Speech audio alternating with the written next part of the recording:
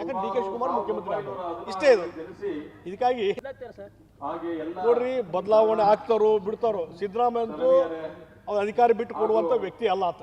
Siddaramaiah nature ಹೆಂಗಂದ್ರೆ ಈಗ ಅವ್ರು ಹೇಳಿದ್ರು 5 ವರ್ಷ ನಾನೇ ಮುಖ್ಯಮಂತ್ರಿ ಅಂತ ಹೇಳಿ. ಈಗ ಹೈಕಮಾಂಡ್ ಹೇಳ್ದಂಗೆ ಆಯ್ತು, ಹೈಕಮಾಂಡ್ ಹೇಳ್ದಂಗೆ ಏನೋ ಚೇಂಜ್ ಆದರೂ ಅವ್ರು ತಾವು ಹೇಳಿದಂಥ ವ್ಯಕ್ತಿ ಮುಖ್ಯಮಂತ್ರಿ ಆಗಬೇಕು. ಆಗದೇ ಇದ್ರೆ ಬಂಡಾಯ, ಸರ್ಕಾರ ಪತನ ಇಷ್ಟೇ. ಅದಕ್ಕೆ ಅವ್ರ ಹೆಸರು ಮುಂದೆ ತೊಗೊಂಡ್ಬರ್ತಾರ, ದಲಿತ ಮುಖ್ಯಮಂತ್ರಿ ಅಂತ ಹೇಳಿ ಮುಂದೆ ತೊಗೊಂಡ್ಬರ್ತಾರ. ಯಾಕಂದ್ರೆ ಡಿ ಕೆ ಶಿವಕುಮಾರ್ ಮುಖ್ಯಮಂತ್ರಿ ಆಗ್ಬೋದು ಇಷ್ಟೇ ಇದು. ಇದಕ್ಕಾಗಿ ಸಿದ್ದರಾಮಯ್ಯ ಹಿಂದೆ JDS ಕೈ ಕೊಟ್ಟು ಹೊರಗೆ ಬಂದಂಥವ್ರು ಅವರು. JDSನವರು ಈಗ ಕಾಂಗ್ರೆಸ್ ಅವ್ರನ್ನ ಹೊರಗಿನಿಂದ ಬಂದಂಥವ್ರನ್ನ 5 ವರ್ಷ ಮುಖ್ಯಮಂತ್ರಿ ಮತ್ತು 2 ವರ್ಷ ಮುಖ್ಯಮಂತ್ರಿ ಮಾಡಿದಂಥ ಕಾಂಗ್ರೆಸ್ ಪಾರ್ಟಿಗೆ ಯಾವ ಕೈ ಕೊಟ್ಟು ಹೋಗ್ತಾರೆ ಗೊತ್ತಿಲ್ಲ. ಯಾಕಂದ್ರೆ ಡಿ ಕೆ ಶಿವಕುಮಾರ್ ಮುಖ್ಯಮಂತ್ರಿ ಆಗ್ಬೋದು ಇಷ್ಟೇ ಇದು.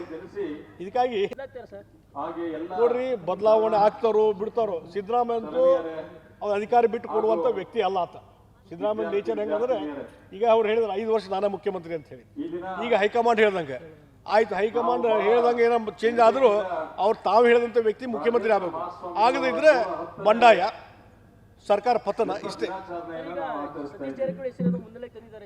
ಅದಕ್ಕೆ ಅವ್ರ ಹೆಸರು ಮುಂದೆ ತೊಗೊಂಡ್ಬರ್ತಾರ, ದಲಿತ ಮುಖ್ಯಮಂತ್ರಿ ಅಂತ ಹೇಳಿ ಮುಂದೆ ತೊಗೊಂಡ್ಬರ್ತಾರ. ಯಾಕಂದ್ರೆ ಡಿ ಕೆ ಶಿವಕುಮಾರ್ ಮುಖ್ಯಮಂತ್ರಿ ಆಗ್ಬೋದು ಇಷ್ಟೇ ಇದು. ಇದಕ್ಕಾಗಿ ಸಿದ್ದರಾಮಯ್ಯ ಹಿಂದೆ JDS ಕೈ ಕೊಟ್ಟು ಹೊರಗೆ ಬಂದಂಥವ್ರು ಅವರು. JDSನವರು ಈಗ ಕಾಂಗ್ರೆಸ್ ಅವ್ರನ್ನ ಹೊರಗಿನಿಂದ ಬಂದಂಥವ್ರನ್ನ 5 ವರ್ಷ ಮುಖ್ಯಮಂತ್ರಿ ಮತ್ತು 2 ವರ್ಷ ಮುಖ್ಯಮಂತ್ರಿ ಮಾಡಿದಂಥ ಕಾಂಗ್ರೆಸ್ ಪಾರ್ಟಿಗೆ ಯಾವ ಕೈ ಕೊಟ್ಟು ಹೋಗ್ತಾರೆ ಗೊತ್ತಿಲ್ಲ.